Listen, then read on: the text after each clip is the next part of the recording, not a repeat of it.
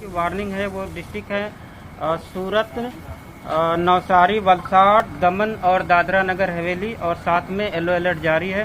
और डे 3 की बात करेंगे तो डे 3 के लिए जो डिस्ट्रिक्ट है जहां पर हैवी रेनफॉल की वार्निंग है वो डिस्ट्रिक्ट है नवसारी, वलसाड़, दमन और दादरा नगर हवेली। और डे 4, डे 5, डे 6 और डे 7 के लिए पूरे गुजरात रीजन के लिए लाइट टू मॉडरेट रेन का पूर्वानुमान है।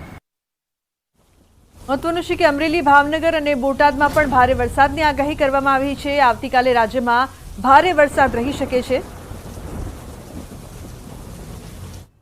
અને મહત્વપૂર્ણ સમાચારની જો વાત કરીએ તો રાજકોટ ટીઆરપી આગ કાંડને લઈને મોટા સમાચાર। રાજકોટના પૂર્વ મ્યુનિસિપલ કમિશનરની પૂછપરછ, પૂર્વ કમિશનર અમિત અરોરાની પૂછપરછ, અંદાજિત 2 કલાક ચાલી છે આ પૂછપરછ।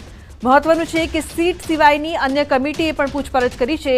આઈએએસપી સ્વરૂપના અધ્યક્ષ સ્થાને કમિટી બની છે અને ગઈકાલે રાજકોટના પૂર્વ કમિશનર આનંદ પટેલની પણ પૂછપરછ કરવામાં આવી હતી। આજે મોડી સાંજ સુધીમાં કમિટી સોંપશે રિપોર્ટ। તો મહત્વના સમાચાર, કમિટી રાજ્ય સરકારને રિપોર્ટ સુપ્રત કરશે। આવતીકાલે હાઈકોર્ટમાં જવાબ રજૂ કરવામાં આવશે।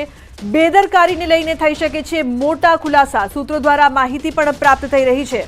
તો મહત્વનું છે કે મોટા ખુલાસા પણ થઈ શકે છે। કમિટી રાજ્ય સરકારને રિપોર્ટ સુપ્રત કરશે। તો વધુ માહિતી માટે સંવાદદાતા ગીતા લાઈવ જોડાયા છે, તેમની પાસેથી વધુ માહિતી લઈએ। ગીતા, મોટા મોટા ખુલાસા થઈ શકે તેવી સંભાવના છે અને રિપોર્ટ સાંજ સુધીમાં સુપ્રત પણ કરવામાં આવશે તેવી પણ માહિતી, શું અપડેટ છે આપની પાસે ગીતા? जी, राजकोट टीआरपी मॉल मुद्दे ऑलरेडी सीटनी रचना कराई थी, जे तपास करी रही थी समग्र घटना मुद्दे। परंतु सीटनी साथे साथे तेनी पण उपर एक विशेष कमिटी निमवामां आवी हती।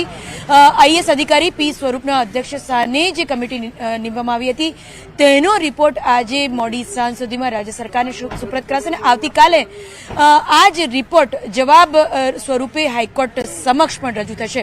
હું આપણે જણાવવા માંગીશ કે પી સ્વરૂપના અધ્યક્ષ સ્થાને નિમાયેલી આ કમિટીમાં अन्य 4 अधिकारीओ पण शामिल हता અને આ કમિટીએ ગઈકાલે રાજકોટના કમિશનર આનંદ પટેલને બોલાવ્યા હતા। જેઓ આ સમગ્ર ઘટના થઈ ત્યારે કમિશનર પદે, રાજકોટના કમિશનર પદે ચાલુ હતા અને તેની આગળના જે પૂર્વ કમિશનર છે અમિત અરોરાને તેને આજે બોલાવ્યા હતા કમિટીએ। ગઈકાલે આનંદ પટેલની અંદાજિત 1.5 થી 2 કલાક પૂછપરછ કરવામાં આવી હતી અને આજે અમિત અરોરાની પણ 2 કલાક પૂછપરછ કરવામાં આવી છે। આજે મોડી સાંજ સુધીમાં રાજ્ય સરકારને આ કમિટી રિપોર્ટ સુપ્રત કરશે અને મોટા નામોના ખુલાસા થઈ શકે છે। આ અધિકારીઓ જેની પૂછપરછ કરવામાં આવી છે તેમનું ઇન્વોલ્વમેન્ટ પણ બહાર આવી શકે છે।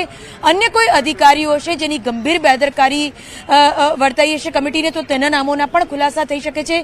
આજે મોડી સાંજે રાજ્ય સરકારને આ રિપોર્ટ સુપ્રત કરવામાં આવશે। મોટા અધિકારીઓ, એમાં કેટલાક અધિકારીઓનું ઇન્વોલ્વમેન્ટ આમાં ભાગીદારી સ્વરૂપે પણ સૂત્રો કહી રહ્યા છે। એટલે આવું પણ કંઈ છે કે કેમ તેનો ખુલાસો પણ આજે સાંજે જે રિપોર્ટ સોંપવાના છે તેમાં થશે। જી બિલકુલ ગીતા, આભાર સમગ્ર માહિતી બદલ। તો મહત્વના ખુલાસા છે તે સાંજે થાય તેવી સંભાવના જોવા મળી રહી છે। તો રાજકોટ અગ્નિકાંડ મામલે રોજ અવનવા ખુલાસા થઈ રહ્યા છે। પૂર્વ ટીપીઓ મનસુખ સાગઠિયાની ઓફિસમાંથી 5 કરોડની રોકડ અને સોનું મળ્યા બાદ હવે તપાસ છે તે તેજ થઈ છે। મનસુખ સાગઠિયાને લઈને મોટા ખુલાસા સામે આવ્યા છે। રાજકોટ ભાજપના 2 મોટા નેતાઓ સાગઠિયાને મળવા જેલમાં ગયા હોવાનો આરોપ કોંગ્રેસ નેતાએ લગાવ્યો છે।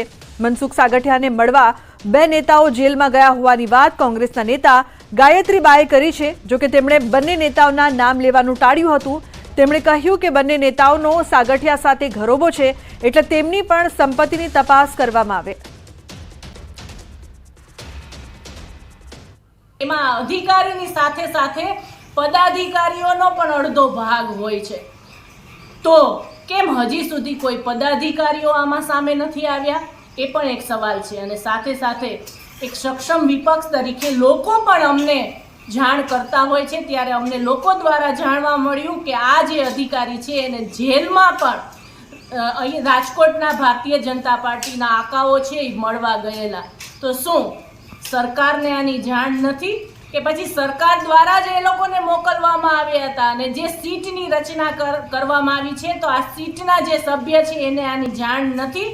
તો એક સક્ષમ વિપક્ષ તરીકે જ્યારે અમારી પાસે કંઈ પણ રાજકોટની જનતાના પ્રશ્ન માટે થઈને જે પણ કંઈ માહિતી આવે એ અમારી ફરજ છે કે રાજકોટની જનતાને એની જાણ કરવાની।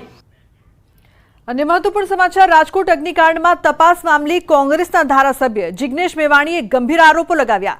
કસ્ટડીમાં રહેલા એમડી સાગઠિયા સાથે કોણે મુલાકાત કરી, શા માટે મુલાકાત કરી તે અંગે તપાસ કરવાની માંગ કરી છે। રાજકોટ પોલીસ પર પણ ગંભીર આરોપો લગાવ્યા છે। આ સાથે તેમણે કહ્યું કે એન્ટી કરપ્શન બ્યુરોને સાગઠિયાની ઓફિસમાંથી મળેલ રકમ પૈકી કેટલી રકમ પોતાની પાસે રાખી લીધી કે કેમ તે અંગેના ગંભીર સવાલો પણ ઉઠી રહ્યા છે। સાગઠિયાની જેલમાં કયા ધારાસભ્યોએ મુલાકાત લીધી, કયા પૂર્વ ધારાસભ્યોએ મુલાકાત લીધી અને એ મુલાકાતની પાછળનું આર્થિક ગણિત શું હતું, એ ધારાસભ્યોએ કોના નામ ખોલવા, કોના નામ નહીં ખોલવા, ભાજપના કયા પદાધિકારીઓને સાચવી લેવા, એની શું ચર્ચા કરી, એ પણ એક તપાસનો વિષય છે। તો અમદાવાદમાં સીલ કરાયેલી સ્કૂલો ઓપન કરાશે, એએમસીએ લીધો છે મહત્વનો નિર્ણય। ફાયર સેફટી અને બીયુ પરમિશન મેળવવાની રહેશે સમય મર્યાદા, મેળવવું પડશે પ્રમાણપત્ર। અગ્નિકાંડ બાદ શાળાઓ સીલ કરવામાં આવી હતી અને હવે આ સીલ કરાયેલી સ્કૂલો ઓપન કરવામાં આવશે। મહત્વનો નિર્ણય લેવામાં આવ્યો છે એએમસી દ્વારા। ફોનલાઈન પર સંવાદદાતા પ્રણવ જોડાયા છે વધુ માહિતી આપવા માટે। પ્રણવ, જે શાળાઓ સીલ કરાઈ હતી અને હવે તે ઓપન કરાવવામાં આવશે, શું અપડેટ્સ છે? ચોક્કસ એક મહત્વપૂર્ણ નિર્ણય મહાનગરપાલિકાએ લીધો છે। જે રીતે ગુજરાત હાઈકોર્ટમાં પીઆઈએલ થઈ હતી રાજકોટ અગ્નિકાંડ બાદ, ત્યારબાદ તમામ ગુજરાતની અનેક એવી સ્કૂલો અને પ્રી સ્કૂલો હતી જેને બંધ કરવામાં આવી હતી, ત્યારે અમદાવાદ શહેરમાં પણ અનેક એવી સ્કૂલો હતી કે જે બીયુ પરવાનગી ફાયરનોસી વગર ચાલી રહી, ત્યારે મહાનગરપાલિકાએ એક સર્ક્યુલર કર્યો છે, એસઓપી બનાવી છે। તેની અંદર હવે જે સ્કૂલ અને જે પ્રી સ્કૂલ સંચાલકો છે તેઓએ 30 દિવસની અંદર ફાયર એનઓસી લેવું ફરજિયાત રહેશે। ત્યારબાદ તેઓએ 3 માસની અંદર ઇમ્પેક્ટ ફીનો જે કાયદો છે તે અંતર્ગત જ પણ એનું સર્ટિફિકેટ લેવાની પણ તેઓએ જરૂરિયાત રહેશે। અને ત્યારબાદ બીયુ પરવાનગી જે મહત્વપૂર્ણ હોય છે જે કન્સ્ટ્રક્શનને લઈને, એટલે સ્કૂલ અને પ્રી સ્કૂલ જે ચાલી રહી છે તે લોકોએ પણ બીયુ પરવાનગી આગામી 3 મહિનામાં લેવાની રહેશે। પરંતુ હાલ એક આ મહત્વપૂર્ણ નિર્ણય છે કે જે પણ સ્કૂલો અને પ્રી સ્કૂલો સીલ કરવામાં આવી હતી એ તમામ સ્કૂલો ખોલવાનો નિર્ણય મહાનગરપાલિકાના કમિશનર તરફથી લઈ લેવામાં આવ્યો છે। અનેક રજૂઆત કરવામાં આવી, ત્યારબાદ આ નિર્ણય છે આખરે અહીં સરકારની સૂચના બાદ અહીં લેવામાં આવ્યો છે। જી બિલકુલ પ્રણવ, આભાર સમગ્ર માહિતી બદલ। વડોદરા બોટકાંડને લઈને મોટા સમાચાર, હાઈકોર્ટે સરકારનો રિપોર્ટ સ્વીકારવાનો ઇનકાર કર્યો છે।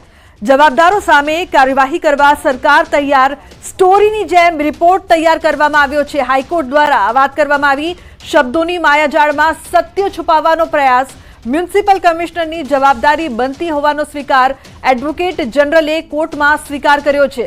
જવાબદાર ગમે તે હોય તમામ સામે કાર્યવાહી થશે, સરકાર દ્વારા વાત કરવામાં આવી।